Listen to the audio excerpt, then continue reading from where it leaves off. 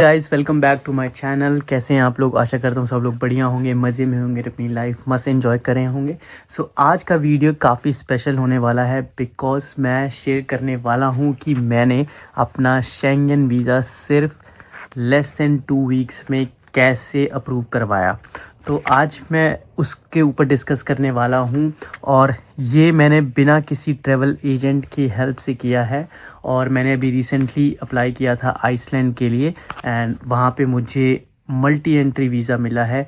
और ये सारी चीज़ें मैं आपको इस वीडियो में डिटेल में बताऊंगा कि मैंने कैसे अप्रूव करवाया अपना वीज़ा, क्या क्या डॉक्यूमेंट्स लगाए मैंने, कितनी फ़ीस पे करी, कितना क्या इंटरव्यू होता है या नहीं होता है। और अगर आप यूरोप ट्रैवल करने का प्लान कर रहे हो तो ये वीडियो आप लोगों के लिए बहुत हेल्पफुल रहेगी। मैं स्टेप बाय स्टेप सारी प्रोसेस और डॉक्यूमेंट्स के बारे में डिस्कस करूँगा डिटेल में। तो stay tune till the end of the video for more tips and tricks related to Schengen visa. So let's start the video. So guys, ये देख सकते हो आप कि मेरा ये वीज़ा आइसलैंड का आया हुआ है और ये मल्टी वीज़ा है। और मैं आपको यही दिखाना चाहता था और मैं आपको इस वीडियो में अच्छे से एक्सप्लेन करूँगा कि ये मेरे को कैसे अप्रूव हुआ मेरा वीज़ा। और फर्स्ट टाइम में ही अप्रूव हो गया और कोई दिक्कत नहीं हुई। तो लेट्स डिस्कस डिटेल में कि क्या होता है, कैसे प्रोसेस होता है, सारा स्टेप बाय स्टेप। सबसे पहले बात करते हैं कि अपॉइंटमेंट की, बिकॉज़ बहुत लोग बोलते हैं कि यार हमें अपॉइंटमेंट नहीं मिलती शेंगन वीज़ा के लिए। अगर हमें शेंगन वीज़ा चाहिए होता है तो उसके लिए क्या करें। और बहुत सारे लोग ऐसे भी होते हैं जो पेड सर्विसेज लेते हैं और बॉट सर्विसेज यूज़ करते हैं, या फिर उनके पास कुछ ऑप्शन नहीं होता तो वो लोग ट्रैवल एजेंट की हेल्प लेते हैं। तो इसमें मैं आपको बता दूं कि यार ये चीज़ मैंने बिल्कुल नहीं करी है। मैंने ना बॉट की हेल्प ली है, ना मैंने पेड किसी को एक्स्ट्रा पैसे दिए हैं ये करने के लिए। और मैंने किया कैसे है वो मैं आपको स्टेप बाय स्टेप बताऊंगा। तो स्टेप नंबर 1 ये है कि आपको जो अपॉइंटमेंट है वो कैसे मिलेगी।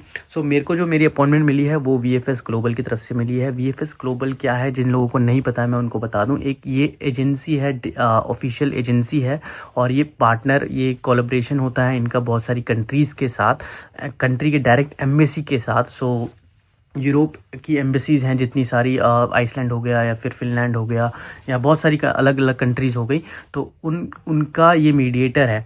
तो अगर आप वहाँ पे अप्लाई करते हो, जैसे मैंने आइसलैंड के लिए अप्लाई किया तो मेरे को वहाँ पे VFS ग्लोबल जाना पड़ा बिकॉज़ वो लोग सारा डॉक्यूमेंटेशन वर्क और सब कुछ फाइलिंग और सब कुछ चेक करना वो VFS ग्लोबल करता है। तो मैंने उनके हेल्प से ये वीज़ा अप्रूव हुआ है मेरा आइसलैंड का। तो मैं सबसे पहले आपको बता दूं, अगर आपको वीज़ा के लिए अपॉइंटमेंट चाहिए तो आपको कुछ नहीं करना, उनकी वेबसाइट पे जाना है, एक फॉर्म फिल करना है आइसलैंड के लिए, जैसे मैंने किया था।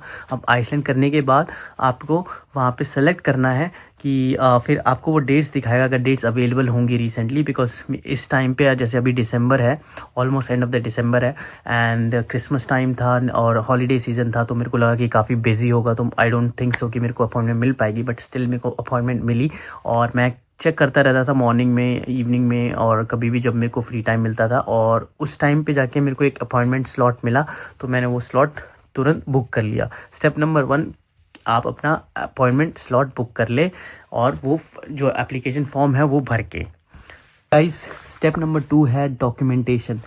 डॉक्यूमेंटेशन बहुत ही इम्पॉर्टेंट पार्ट है। अगर आप ये कंप्लीट है तो अप्रूवल काफ़ी आसान है आप लोगों का। तो आपको ये सारे डॉक्यूमेंट्स रेडी रखने हैं और ये चेकलिस्ट जो है आपको इनकी ऑफिशियल वेबसाइट पे मिल जाएगी कि क्या क्या चेकलिस्ट है, क्या क्या डॉक्यूमेंट की रिक्वायरमेंट है। बट स्टिल मैं आपको थोड़ा सा बाइफिकेशन में बता देता हूँ क्या क्या चीज़ें हैं जो मेन आपको चाहिए ही चाहिए। तो सबसे पहले बात करें तो ट्रैवल डॉक्यूमेंट का, तो मेरे को सबसे पहले पासपोर्ट, ठीक है, पासपोर्ट आपका होना चाहिए। वैलिडिटी उसकी मिनिमम 6 मंथ तो होनी ही चाहिए और उसमें स्पेस होना चाहिए आपके स्टैम्प के लिए मिनिमम 2 पेजेस का, तो उसका ध्यान रखें। अगर वो नहीं है तो रिजेक्शन आ सकती है। दूसरा, आपका जो शेंगन वीज़ा एप्लीकेशन फॉर्म जो हमने फर्स्ट स्टेप में ही पूरा कर लिया था तो वो आपका रेडी है, तो उसकी टेंशन नहीं लेनी है। तीसरा, आपकी बात करें तो ट्रैवल इंश्योरेंस आपके पास होना चाहिए जो कि कवर करेगा आपका यूरोप का पूरा आपका इंश्योरेंस, ठीक है। अगर आपको कुछ भी होता है तो वहाँ पे आपका वो कवर करेगा। और अगर मैं आगे बात करूँ तो आपको फ़्लाइट टिकट्स चाहिए होंगी, ठीक है। फ़ोटोग्राफ लगेगी आपकी। फ़्लाइट टिकट्स में आप देखो डमी फ़्लाइट्स भी बुक कर सकते हो, जैसे अगर आपको रिफ़ंडेबल जो होती हैं, बहुत सारी वेबसाइट्स होती हैं, वो मैं आपको मेंशन कर दूंगा डिस्क्रिप्शन में, प्लीज़ वहाँ पे चेक करना। और नहीं तो आप ऑफिशियल जाके नॉर्मल भी बुक कर सकते हो, जो आप बस चेक कर लेना कि रिफ़ंडेबल है या नहीं है, कितना रिफ़ंडेबल है कितना नहीं है, क्योंकि कितना पैसा मिलेगा अगर रिजेक्ट होता है वीज़ा इन केस तो, ठीक है। बाकी आपकी होटल बुकिंग्स होती हैं, होटल बुकिंग्स में यार आप booking.com पे या फिर किसी भी एक्सपीडिया पे या फिर कोई भी अदर वेबसाइट पे जाके वहाँ पे बुक कर सकते हो। और पे ऑन साइट अगर आप वहाँ वो ऑप्शन चूज़ करते हो कर सकते हो, या फिर आप नॉर्मल भी आप पे भी कर सकते हो, वो आपके ऊपर डिपेंड करता है, ये पूरा आपका डिसीजन है, ठीक है। और बाकी आपको बैंक स्टेटमेंट चाहिए होगा आपका 6 मंथ्स का और 3 मंथ्स का, 6 मंथ का नहीं सॉरी 3 मंथ्स का मेरा बैंक स्टेटमेंट लगा था। और उसमें क्या होता है कि आपको सारी डिफरेंट कंट्रीज़ के रूल होते हैं कि आपको इतना बैलेंस दिखाना होता है। फॉर एग्जांपल आइसलैंड का I think 70 to 80 pounds per day का होता है, तो वो डिपेंड करता है आप कितने दिनों के लिए जा रहे हो, और उस हिसाब से वो कैलकुलेशन होकर आपको वो मेंटेन करना पड़ता है बैलेंस। हो फॉर एग्जांपल अगर 70 पाउंड के हिसाब से मैं अगर बात करूं, अगर आपको 5 दिन के लिए जा रहे हो तो वो आपको 350 पाउंड्स वो आपको बैलेंस मेंटेन करना पड़ेगा अपने अकाउंट में, और वो आपको स्टेटमेंट की कॉपी लगानी पड़ेगी, ठीक है।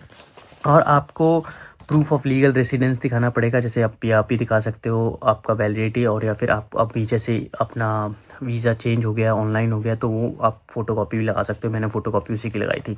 एंड नेक्स्ट मैं बात करूँ तो प्रूफ ऑफ एम्प्लॉयमेंट बहुत ज़रूरी है, और या फिर स्टडीज़ आप कर रहे हैं तो वहाँ से आपको यूनिवर्सिटी से एक लेटर चाहिए होता है। और जैसे अगर आप जॉब कर रहे हैं, जैसे मैं जॉब कर रहा हूँ, तो मेरे को मेरी कंपनी की तरफ से एक लेटर हेड पे मैंने उनसे पूछा था, और वो फॉर्मेट आपको ऑनलाइन मिल जाएगा, बस आप वो फॉर्मेट अपनी एचआर को या अपनी कंपनी को बता सकते हैं, वो आपको एक लेटर लिख के दे देंगे ऑन देयर लेटर हेड, और साइन कर देंगे, रिसेंट साइन होंगे और डेट होगी और स्टैम्प होगा अपनी कंपनी का, जो जिस भी कंपनी में है अगर आप। और अगर आप स्टूडेंट हैं तो आप अपने यूनिवर्सिटी से बात कर सकते हैं, वो आपको एक लेटर प्रोवाइड कर देगी जिसमें आप वो सारी चीज़ें मेंशन होती हैं। तो proof of employment of studies का आपको ज़रूर दिखाना है, ये बहुत इंपॉर्टेंट डॉक्यूमेंट है। बाकी मोड ऑफ़ ट्रांसपोर्ट मैंने बता दिया, जैसे प्लेन की टिकट्स हो गई, और ये आपके होटल बुकिंग ये सब डन हो गया, और फाइनेंशियल हो गया, आपका पासपोर्ट की कॉपी हो गई।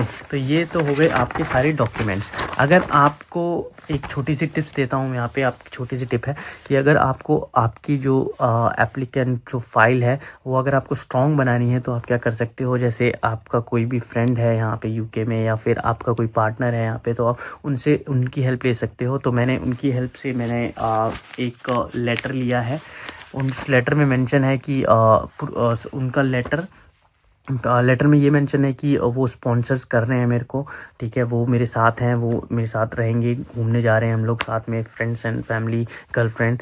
तो जो भी है आप मेंशन कर सकते हो वो लेटर, वो आपको आपकी एप्लीकेशन स्ट्रॉन्ग बनाएगा। और पासपोर्ट की कॉपी उनकी, और बैंक स्टेटमेंट, ये चीज़ अगर 3 और लगा दोगे तो आपकी एप्लीकेशन बहुत चांसेस ज़्यादा हैं कि वो आप अप्रूव ही होगी, क्योंकि आप अच्छे से दिखा रहे हो, बता रहे हो कि भाई ये चीज़ मैं कर रहा हूँ, और ये हेल्प से मेरे को यहाँ से हेल्प भी मिल रही है, और यहाँ से पूरा सपोर्ट मिल रहा है स्पॉन्सरशिप के उस पर, तो आपका चांसेस डबल हैं। और ये आप देख सकते हो कि इतने सारे डॉक्यूमेंट्स हैं ये जो मैंने लगाए थे अपनी फ़ाइल में। तो ये सारी बैंक स्टेटमेंट्स हो गई, और लेटर हो गया मेरी कंपनी की तरफ से, और पूरी पे स्लिप्स हो गई। पे स्लिप्स भी आपको लगानी होती है 3 मंथ की, वो भी मैंने लगाई थी। मेरी पासपोर्ट की फ़ोटोकॉपी है, और तो ये सारी डिटेल में मेंशन कर दूंगा डिस्क्रिप्शन में भी, अगर आप कंफ्यूज हो रहे होगे या फिर आपको समझ नहीं आ रहा होगा जल्दी अगर मैं बोल रहा हूँ तो कोई दिक्कत नहीं है। और सबसे मेन इम्पॉर्टेंट चीज़ मैं बताना भूल गया, वो है आपकी आइटनरी। आपको आइटनरी ज़रूर दिखानी है आप जितने भी दिन जा रहे हो, और आइटनरी के लिए आप उसमें एक कवर लेटर भी लगता है, तो वो ज़रूर बताएं जिसने आप ट्रैवल पर्पस और अपनी आइटनरी एक्सप्लेन करोगे, ठीक है। जिसमें ये बहुत ज़्यादा इंपॉर्टेंट है, अगर आपको लगता है कि आप खुद ही बना सकते हो तो बेस्ट है। अगर नहीं है तो आप चैट जीपीटी या किसी भी थर्ड पार्टी की हेल्प ले सकते हो, किसी भी टूल की ऑनलाइन ले सकते हो, वहाँ से आप अपनी ट्रिप का ब्रेकडाउन बता सकते हो। तो वो now guys coming to step number 3। जो स्टेप नंबर 3 है वो है आपका एप्लीकेशन अब आपकी रेडी हो गई है। अब आपको अपॉइंटमेंट सर्विस मिल गई है, अपॉइंटमेंट आपकी डेट मिल गई है, तो अब आपको अपॉइंटमेंट के लिए जाना है वहाँ पे। और वहाँ आप जब जाओगे तो आपको ये सारी चीज़ें ओरिजिनल्स आपके साथ रखने हैं और एक फ़ाइल बना लेना। उस फाइल में सारी चीज़ें इसको अटैच कर लेना, अपने जितने भी प्रिंट करवा लेना, और फ़ोटोकॉपीज़ हो गई और डॉक्यूमेंट्स हो गए ओरिजिनल, जितने पासपोर्ट आपका ओरिजिनल और बीआरपी, ये सब कैरी करके जाना अपने साथ। और ये आपको वीएफएस ग्लोबल के ऑफिस जाना पड़ेगा, जो कि आपको लिवरपूल स्ट्रीट जो लंदन में आपका है, वहाँ पे जाना पड़ेगा, विल्सन स्ट्रीट में। और वो एड्रेस भी मैं मेंशन कर दूंगा, बट वो देख लेना आप कौन सा लोकेशन चूज़ करते हो, बिकॉज 3 सर्विसेज हैं वीएफएस ग्लोबल की यूके में। एक स्कॉटलैंड में है और एक बर्मिंघम साइड है आई गेस, और एक लंदन में है, तो वो चेक कर लेना।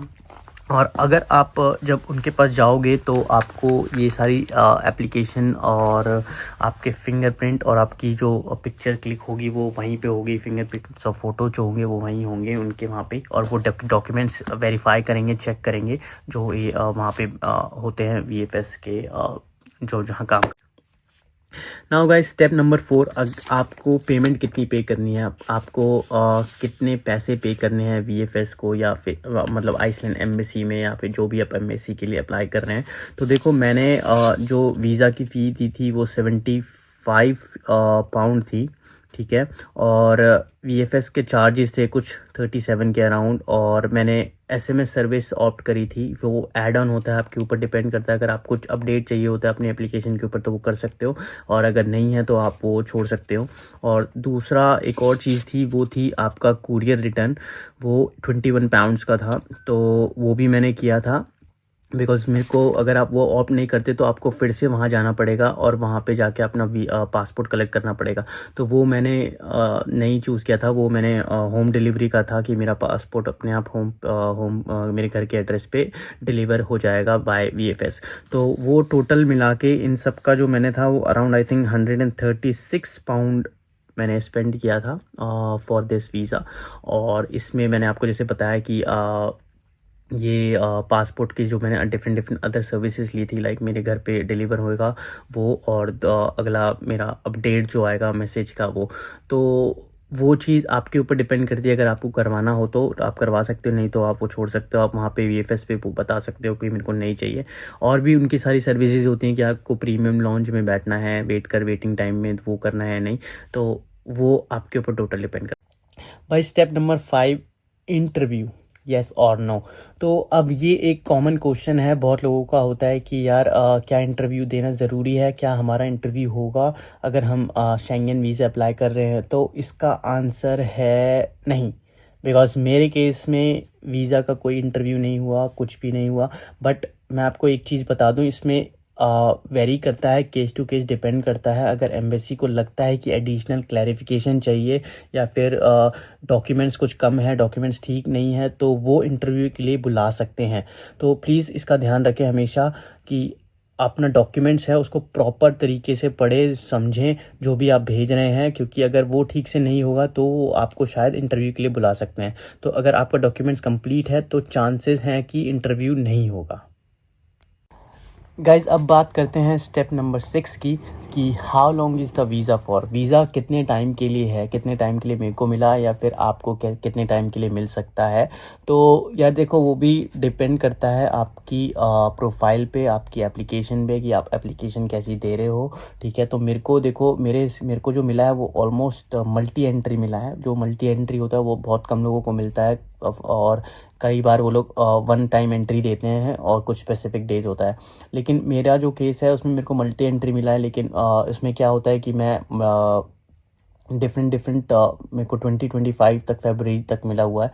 तो मैं उस डेट में ट्रैवल कर सकता हूँ यूरोप में कहीं भी, और डेट फरवरी 2025 से पहले जो डेट दे रखी है, तो मेरा मल्टी है तो मैं जा सकता हूँ कहीं भी यूरोप में इस टाइम तक।